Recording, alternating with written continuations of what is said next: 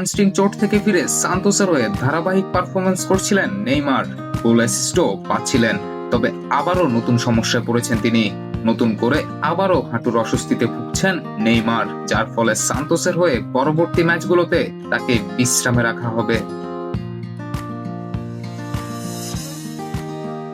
Ben স্পোর্টসের এক প্রতিবেদন জানিয়েছে, হাঁটুর সমস্যার কারণে নেইমারের মাঠে নামা নাও হতে পারে, যা সান্তোস ক্লাবের আগামী ম্যাচগুলোর জন্য বড় উদ্বেগ সৃষ্টি করবে। তবে ক্লাবের পক্ষ থেকে স্পষ্টভাবে জানানো হয়নি যে তিনি কতদিন মাঠের বাইরে থাকবেন। তবে ধারণা করা হচ্ছে অন্তত 3টি গুরুত্বপূর্ণ ম্যাচে তাকে সান্তোসের হয়ে মাঠে দেখা যাবে না।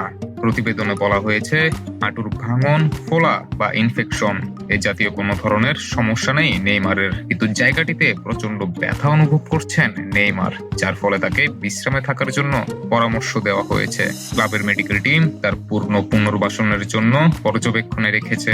এর আগে বার্সেলোনা থেকে পিএসজি, সেখান থেকে সৌদি লীগের আল হিলালে যোগ দেন। আল হিলালে থাকাকালীন অবস্থায় বেশিরভাগ সময় ইনজুরিতে ছিলেন নেইমার। এরপর সেখান থেকে যোগ দেন দেশীয় ক্লাব সান্তোসে। এখানে ভালোই সময় যাচ্ছিল তার, কিন্তু পুরনো সেই ইনজুরি নেইমারকে বারবার বিপদে ফেলছে।